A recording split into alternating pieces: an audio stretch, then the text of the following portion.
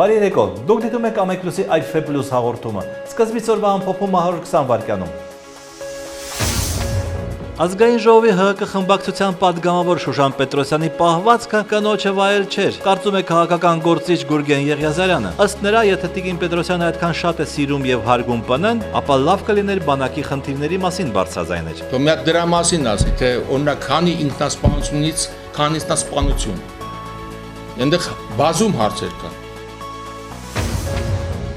Ագրարագյուղացիական միավորում հասարակական կազմակերպության նախագահ Հրաչ Բերբերյանը մտահոգված է ցրտահարության վտանգով, քանի որ որոշ ծառեր արդեն ծաղկել են տաք եղանակի պատճառով։ Նա անհանգստացած է նաև կրծողների առատությամբ։ Թույնը կա, պետական պատվերը կա, ուղղակի այստեղ տեղական ինքնակառավարման մարմինները թերանում են, թույնը հասցնել ֆերմերներին կամ ոչ էֆեկտիվ են աշխատում։ Մարտի 7-ից 11-ը Երևանում կանցկացվի իտալական ֆիլմերի փառատոն, որի ծրագրում ընդգրկված է իտալական ժամանակակից 5 ֆիլմ։ Փառատոնի կազմակերպիչներից Լաուրա Պաչենտին նշեց, որ կանանց մեկամսյակի կապակցությամբ որոշել է ցուցադրել ֆիլմեր կանանց մասին։ Այսօր մեծ պահքի 24-րդ օրն է, միջինքը։ Բացի եկեղեցական ժամերկությունից, տոնը նաև ժողովրդական գեղեցիկ մի ավանդույթ ունի։ Հատուկ այդ առիթով թխված կլոր գաթան համախմբում է քրիստոնյաներին եւ թեթևացնում պահ-պահողների հոգսը։ Արարատյան հայրապետական թեմի հոգևոր առաջնորդ Տեր-Պետրոս Ավագ Քահանա-Մալյանը նշում է. Կուզեի շեշտել, որ միջինքով պահքը չի կարելի լուծարել։ Պահքը շարունակում է։ Երկու հանդիպումներով վերսկսվել է Հայաստանի ֆուտբոլի բարձրագույն խմբի մրցաշարը։ Նախապես կազմված խաղացանկով հանդիպումներ պետք է կայանան մարտի 5-ին եւ 6-ին, սակայն դրանք 3 օրով առաջ են բերվել, քանի որ Հայաստանի ազգային թիմի նորանշանակ գլխավոր մարզիչ Վարուժան Սուքիասյանը այս օրերին նախատեսել է ուսումնամարզական հավաք անցկացնել, եւ Հայաստանի ֆուտբոլի ֆեդերացիան նրան ընդառաջ է գնացել։ Հայաստանի ոստիկանապետ Վլադիմիր Գասպարյանի հրամանով ոստիկանության անձնագրային եւ վիզաների վարչության Երևանի Մաշտոցի բաժինը իր ամբողջ կազմով ազատվել է աշխատանքից։ Պաշտոնանկ են արվել բաժնի ղեկավարը եւ բոլոր ենթակաները։ Ոստիկանության տարածած մամուլի հաղորդագրության մեջ նշվում է, որ պատճառը ոստիկանության համակարգում իրականացվող բարեփոխումներն են։ Մոսկվայի Շերեմետիևո եւ Դամադեդովո օդանավակայաններում մոտ 100 չվերթների չեղարկումը ձյան առատ տեղումների պատճառով առ այսօր որևէ կերպ չի անդրադարձել Երևանից մեկնողների եւ ժամանողների չվացուցակի վրա, ինչպես ցույց է տալիս Զվարթնոց օդանավակայանի կայքը։ Հիշեցնենք, որ Մոսկվայում երեքշաբթի երեկոյան սկսված առատ ձյունը շարունակվել է ողջ գիշեր եւ չի դադարել նաեւ այսօր։ Նախկին վարչապետ ՀԱԿ խմբակցության պատգամավոր Հրանտ Բագրատյանը անդրադառնալով հայ-իրանական համագործակցության հնարավորություններին նշում է, որ դրանք մեծ են, բայց չեն օգտագործվում, արդյունքում շահող է դուրս գալիս ավելի կենսունակ երկիրը։ Բագրատյանը գտնում է, որ խնդիրները պետք է լուծել ռազմավարական համագործակցության շրջանակներում։ Եթե հարկ լինի, պետք է ներգրավել նաև Ռուսաստանը, բայց ես վստահ եմ, որ մենք ինքնուրույն կարող ենք լուծել։ Պետական ապարատը ուղղակի ճկուն չէ այս հարցում, լիքը հնարավորություններ կան, ասում է Հրանտ Բագրատյանը։ Օրվա լրահոսը։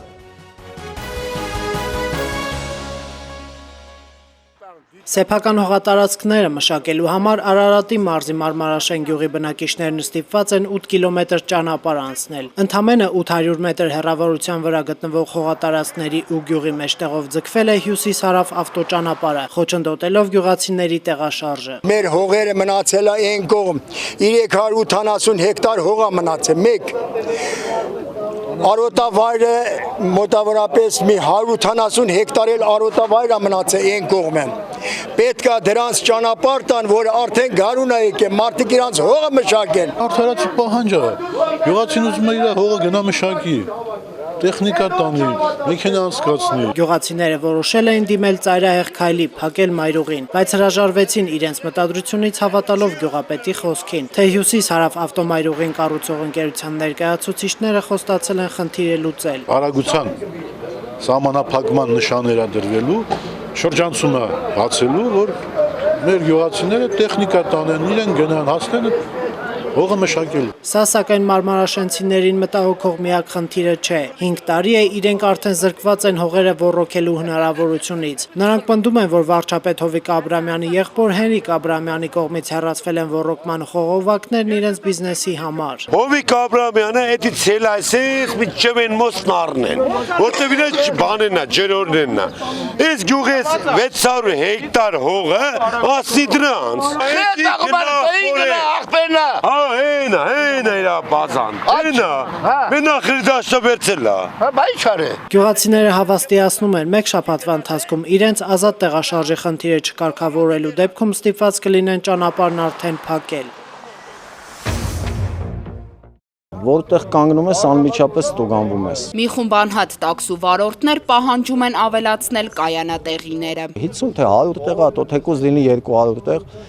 Միևնույնն է, տաքսու առաջարկը պահանջարկին գերազանցում է մոտավորապես իմ հաշվարկներով մի 5-6 անգամ։ Որ այդտեղ չկա կանգնելու, փողոցում տեղ չկա։ Մարդը կանգնացել է, կանգնում ես, ասենք, իջնելու կամ նստելու։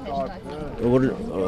թուղթ գալի ինչ անես։ Վարորդները հրաժարվում են վճարել նաև իրենց պնդմամբ ապօրինի տուգանքների համար։ Տրանսպորտի տեսության բալկոնից նկարում են տաքսու զնակը, կոմպյուտերով նայում են, չունի լիցենզիա, 50,000 տուգանք ուղարկում են տուն։ Մեքենա շենքի բակում կանգնած, փչացած մեքենաս կանգնած, մեկ ամիս առաջ, տաքսու նշանը վրան դրած, եկել են շենքից պայծեզդի դրան դեմը, ավտոս նկարել են, 50,000 նամակն ուղարկել են, իմ երեխու բենիս կտրեմ էդ փողնում տանեմ տամ, ես գուբերնատորի տղա եմ, մինչև րոպեն մեկ տանեմ իրանց այդքան փողեր տամ, այդպես բան չկա։ Տաքսիստների խնդիրներով զբաղվող քաղաքացիական դիրքորոշում հասարակական կազմակերպության նախագահը սակայն չի կիսում վարորդների մտահոգությունները կայանատեղիների տրամադրման խնդրի հետ կապված։ Երևանը հնարավորություն ունի 25-ից 30,000 մեքենայի կայանատեղի տա։ Դա ոչ մի Երևանի կարգի ոչ մի քաղաք չի կարող կայանատեղի տրամադրել։ Երևանի նման քաղաքին ընդամենը 5,000 մաքսիմում տաքսի է պետք։ Այդ դեպքում այսքան եղած գոյություն ունեցող կայանատեղիների քանակը բավական կներ ու մարդիկ գործ կունենային։ Տրանսպորտի եւ կապի նախարարությունից այսօր որևէ մեկը չներկայացավ վարորդների հետ հանդիպմանը, թեև վարորդների պնդմամբ նախապես խոստացել էին։ Տաքսիստները պատրաստվում են վաղը բողոքի ակցիա կազմակերպել կառավարության շենքի մոտ։ Դերասան Վարդան Պետրոսյանը պատրաստ է իր մասնակցությամբ ավտովթարից տուժած Հակոբյան ընտանիքին վճարել 2 միլիոն դրամ։ Վարդան Պետրոսյանը հայտարարեց, որ եթե պայմանը այն է, որ այլևս իրենից որևէ գումար, որևէ այլ պահանջ չեն ներկայացնի, բացարձակապես ոչ մի այդ վթարի հետ կապված, ինքը պատրաստ է գումարն վճարի, որպեսզի դատավարությունը ընդմիշտ վերջանա։ Էրեբունի եւ Նուբարաշեն վարչական շրջանների ընդհանուր իրավասության դատանը լսում էր Հակոբյանների հայցը, որով պահանջում են փոխհատուցել փաստաբանների վճարած գումարները, որպես վնասի փոխհատուցում։ Եթե մենք այսօր ընդունենք տանեմ իրանց 2.5 միլիոն տան վնաս որպես, իրանք հաստատ վաղը կճարեն մի իրավական հիմք, ելի Վարդան Պետրոսյանի դեմ հայց ներկայացնում, պատկերացնում եք, դա կտևի անվերջ։ Մարտի 3-ին Նիկոլայ Բաղդասարյանը կներկայացնի հաշտության համաձայնագիրը, իսկ տուժող կողմի ներկայացուցիչները պետք է ճշտեն։ Դա բավարարում է Հակոբյաններին, թե ոչ։ Նրանք հայցադիմումում պահանջվող գումար նշել են 2 միլիոն 500,000 դրամը։ Հիշեցնենք, որ 2013 թվականի հոկտեմբերի 20-ին Կոտայքի մարզում Վարդան Պետրոսյանի մասնակցությամբ տեղի ունեցած ավտովթարի հետևանքով երկու երիտասարդներ, հորեղբորորդիներ Տիգրան եւ Էդուարդ Հակոբյանները մահացել էին։ 5 տարվա ազատազրկման դատապարտված Վարդան Պետրոսյանը 2015 թվականի սեպտեմբերի 10-ից իր պատիժը կրում է բաց ռեժիմով։ Նալբանդյան 106 կոտորակ 1 հասցեում կառուցվող շինությունը հարևան շենքերի բնակիչներին զրկում է արևի լույսից։ Այստեղ ոչ մի օրինական բան չկա։ Սա առաջի դեպքը չի, սա երկրորդը չի։ Սա քաղաքում ձուն չկար, մենակ մեր ռան առաջն էր ձուն լիքը, որովհետև արև չի տեսնում այս շենքը։ Շինարարության ղեկավարը բողոքները համարում է անհիմն։ Մեկ օրը կառուցված ժամը 9-ից կամ արևածածից, մինչև արևամուտ կանենք, տեսնենք որ բնակիչի արևնապատը։ Շինարարությունը սկսվել է 2011 թվականին, կառուցապատող Նավակ շին ընկերությունն է։ Շենքի կառուցման համար քանդվել է 16 ավտոտնակ, մի քանի տներ։ Մարդկանց ահաբեկելով բոլորին դուրս են շպրտել։ Քանդեցին եւ սկսեցին կամաց-կապած զավթել։ Այս շենքից բոլոր հին բնակիչները կան, որ 56 թվականից են ապրում։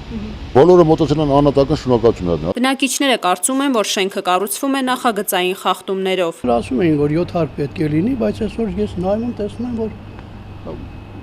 արմատուրաները բարձրացրել են արդեն 9-10 հարկի համար։ Ըստ նախագծի 7 այսպես տիպային հարկ եւ 2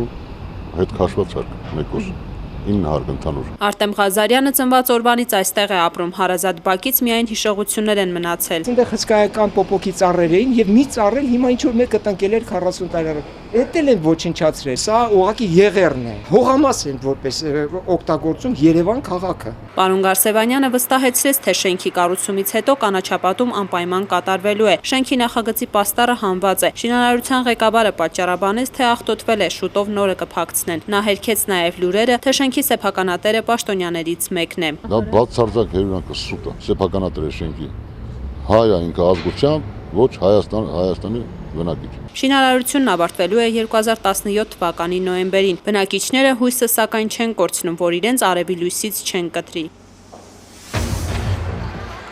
Իրինա Ռոդնինայի գեղասահքի նորաբաց մարզադպրոցում առաջին վարպետության դասն է։ Սահադաշտում Ամերիկա բնակ գեղասահորդ Արի Զաքարյանն է, որն արդեն հասկացել է, այստեղ ապագա չեմպիոններ են մարզվում։ Իրաց աչքերից արդեն երևում է, որ իրաց մեջ արդեն կայծ կա, աչքերի մեջ արդեն ձգտում կա, եւ եթե ձգտումը կա, իհարկե ամեն ինչի կարելի է հասնել։ Այս տարի գեղասահքի աշխարհի առաջնությանը կմասնակցեն նաև հայ մարզիկներ։ Արի Զաքարյանի համոզմամբ սա մեծ ձեռքբերում է։ Նա համոզված է, որ գեղասահքի նկատմամբ հետաքրքրությունը երբեք Հայաստանում չի մարել, պարզապես որոշ ժամանակ բավարար պայմաններ չեն եղել մարզվելու համար։ 1971 թվականին հիմնված Երևանի գեղասահքի եւ տափողակով հոկեյի մանկապատանեկան մարզադպրոցը վերջին տարիներին գտնվում էր խիստ անբարեկարգ պայմաններում, իսկ Սահադաշտը տևական ժամանակ չէր գործում։ Կարևորը որ մենք սառույց հիմա սառցադաշտ ունենք, որը որ մինչև այսօր մեծ խնդրեմ էր, քանի տարիներ ոչ մի հնարավորություն երեխաները չունեն որ մարզվելու։ Նորակառույց մարզադպրոցը տարբեր տարիքի 200-ից ավել սան ունի։ Մաման ասել ուզում ես նոր դպրոց բացվել, գնանք ասել են հա։ Ես փոքր եմ նայում այդ տարբեր սիրիալներ, այնտեղ ֆիգուրնի։ Ես Պոլիվրեն քշում եմ всё время։ Հետո մաման ասեց, պապան ասեց։ Ես որոշեցի։ Մայրիկս ասեց, նու ես շատ էի սիրում գեղասահք։ Մամա, պապան ասել են, գնանք ֆիգուրնի կազանանք։ Մասնագետները վստահ են, որ հայ պատանի գեղասահորդները բոլոր նախադրյալներն ունեն ապագայում միջազգային տարբեր մրցույթներում մեդալներ եւ տիտղոսներ նվաճելու։ Քանի նախարարություն է պետք Հայաստանի նման փոքր երկրին, այս հարցի պատասխանը տարբեր ժամանակահատվածներում տարբեր ձևով էր տրվում։ Խորհրդային շրջանից ժառանգած կառավարության կառուցվածքը իհարկե շռայլ էր եւ պարունակում էր անիմաստ նախարարություններ։ Սակայն այս 25 տարում էլ կախված քաղաքական կոնյունկտուրայից ավելանում եւ պակասում են նախարարությունները, եւ այդ փոփոխությունների իմաստը միշտ չէ, որ որոշում ընդունողները կարողանում են բացատրել։ Օրվա գլխավոր թեման։ Թեև վարչապետ Հովիկ Աբրահամյանը տարեվերջին հայտարարել էր կառավարության օպտիմալացման մասին, սակայն 2016 թվականը սկսվեց տրամագծորեն հակառակ քայլերով։ Ընդամենը 2 տարի առաջ միավորված արտակարգ իրավիճակների եւ տարածքային կառավարման նախարարությունները տարանջատվեցին հայ հեղափոխական դաշնակցության հետ համագործակցության համար։ Իշխանավորները ցույց տվեցին, որ իրանք սկսում են ոչ միայն ֆորմալ, այլ դե ֆակտո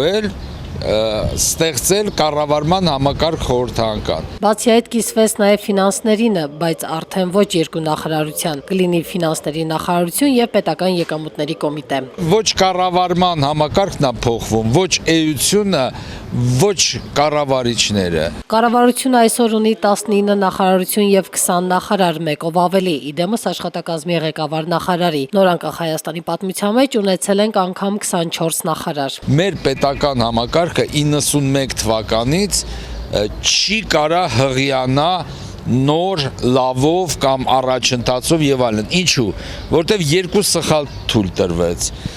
Հիշում եք, որ դու կոմունիստ ես, այդ պատրվակով մարդկանց հանում էին։ Այնինչ կան մարդիկ պրոֆեսիոնալներ։ Օպտիմալ կառավարման համար քանի նախարարություն է պետք Հայաստանի Հանրապետությանը։ Մեզ մոտ շատ հանգիստ կարելի է 5-ից 10 անգամ կրճատել չինովնիկների քանակը եւ նախարարությունների քանակը սարքել մինչեւ 10 իսկ բոլոր հանձնաժողովները, սակագնի մնաշնորի, ընդհանրապես ուղարկել թոշակի։ Արդյոք նոր նախարարությունների կազմավորմամբ չի մսխվում պետական բյուջեն։ Մսխել այստեղ մենակ խոսքը չի գնում անպայման թալանել։ Կարելի է այնպիսի անգրագետ ձևով կառավարել, որ ասենք թե անօգտակար ծախսումներ անել։ Մեր համաքաղաքացիներից քչերը սպասելիքներ ունեն կառավարության կառուցվածքային փոփոխություններից։ Չեն կարում երևի բաժանեն ինչ-որ մի բան, ավելի ընդայնում են, էլի երևի, այդ է հարցը, թե չէ ժողովրդի համար ոչ մի բան իստոմա չի փոխվի։ Ինչ մի օգուտ չեմ դեզ ոչ մի նախարարությունից ազիջան, շենքել տենայից չեմ հավատում։ Զրոյական։ Ահա ինչու։ Դա ոչ մեկից վրա չի ազդելու։ Եթե նախագահան որոշել է, որ բաժանի, ուրեմն տենց ամենաճիշտը։ Մեկին համին, մյուսին տալիս են։ Դե թող մնան էլի։ Ոլորտի մասնագետների համոզմամբ Հայաստանի Հանրապետությունում որևէ հստակ տեղաշարժ չի լինում, քանի որ պետական կառավարման հարցերը անգամ խիստ ազնվորված են։ Երբ նախարարությունները միացնում են, ասվում է, որ դա արվում է փող տնտեսելու համար։ Այդպես էր օրինակ տարածքային կառավարման եւ արտակարգ իրավիճակների նախարարությունները միացնելու պարագայում։ Բայց երբ դրանք կրկին տարանջատեցին, նշվեց, որ դա արվում է քաղաքական անհրաժեշտությունից ելնելով։ Խոսքը դաշնակցությանը նախարարական պորտֆել տալու մասին էր։ Ֆինանսների նախարարությունը հարկայինից եւ մաքսայինից բեռնաթափելը իմ կարծիքով ճիշտ է։ Նախ փող ծախսող եւ փող հավաքող գերատեսչությունները չպիտի լինեն նույն համակարգի մեջ։ Երկրորդ հարկային ու մաքսայինը պիտի լինեն պարզապես տեխնիկական ծառայություններ մատուցող հիմնարկներ եւ չմտնեն պետության քաղաքական կառուցվածքի մեջ։ Իսկ Հայաստանում դրանք ոչ միայն կոռումպացված են, այլև անհրաժեշտության դեպքում հանդես են գալիս որպես քաղաքական ճնշման գործիք։ Բայց չնայած այս վերջին քայլը տրամաբանական է, կարող ենք արձանագրել, որ բոլոր նման քայլերը արվում են ոչ թե պետական անհրաժեշտությունից, այլ անձնական կամ լավագույն դեպքում քաղաքական հաշվարկների հիման վրա։ Այս պարագայում, եթե ԲՀԿ-ն կամ ՕԵԿ-ը մտնեն իշխանական կոալիցիայի մեջ, ապա նրանց համար ստիպված կլինեն բացել եւս 5-6 նախարարություն։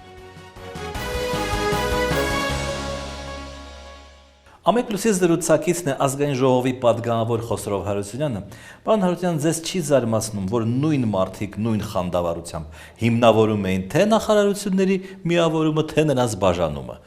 Այսինքն կամ մեկն էր սխալ, կամ մյուսը։ Գիտեք, ես ճիշտն ասած ավելի շատ ուշադրություն կդարձնեի ոչ թե մարդկանց խանդավառությանը կամ ոչ, այլ փորձենք հասկանալ ինչ է տեղի ունենում, կարծում եմ դա հանրային ճիշտ ընկալումն են, բայց այդպիսի մեկնաբանությունն ավելի կարևոր է։ Առաջին անգամ երբ խոսքը գնում ես հասկանում դուք նկատում եք օրինակ ասենք թե տարածքային կառավարման նախարարության եւ արտակարգ իրավիճակների նախարարության բաժանման։ Եթե մենք հիշում ենք սկզբնական փուլում փորձ արվեց այդ ճանապարհով ստեղծել մի հատ սուպեր նախարարություն, որը կարող էր վաղը մյուս օրը վերաճել, այսպես ասենք, ֆրանսիական ներքին գործերի նախարարությանը, որը ընդգրկում էր ամեն ինչ,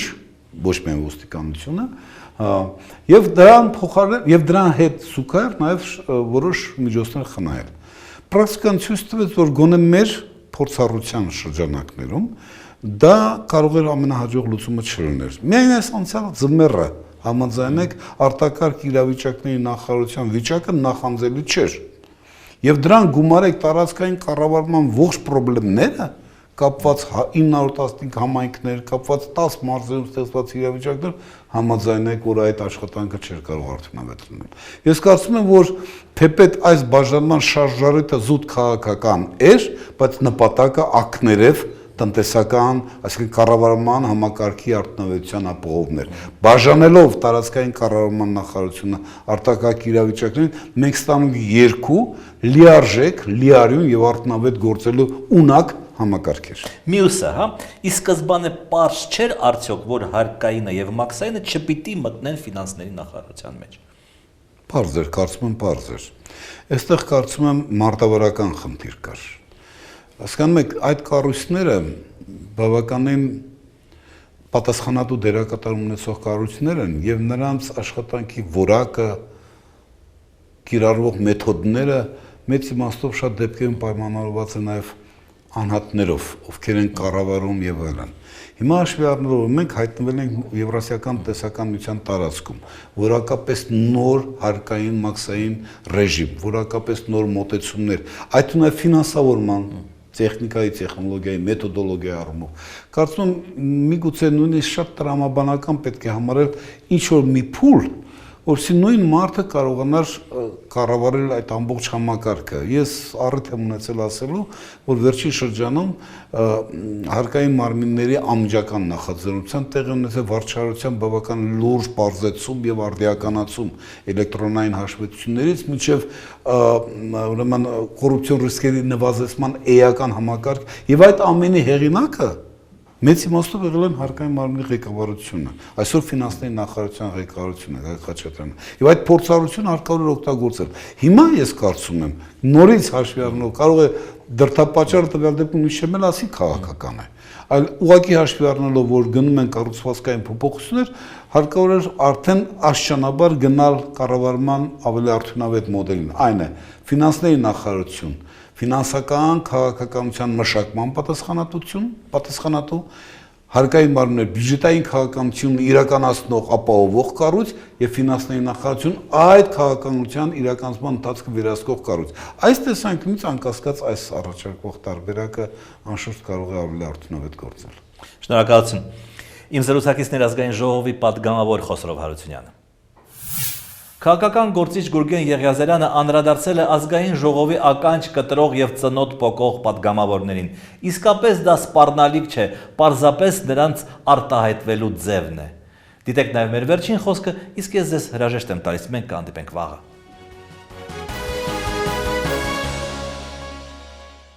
Այսօր պատրաստ է նույնիսկ մարդկանց գլուխ պոկի։ Հələ լավ է պատկերացում դա ոնց է վերցնելու գլուխ պոկելու բաներ անելու։ Հիմա լավ էլի չի։ Почему я? Чуть что сразу Федя, Федя. А я тебе пасть порву, паршивец эдакий. Пасть, пасть.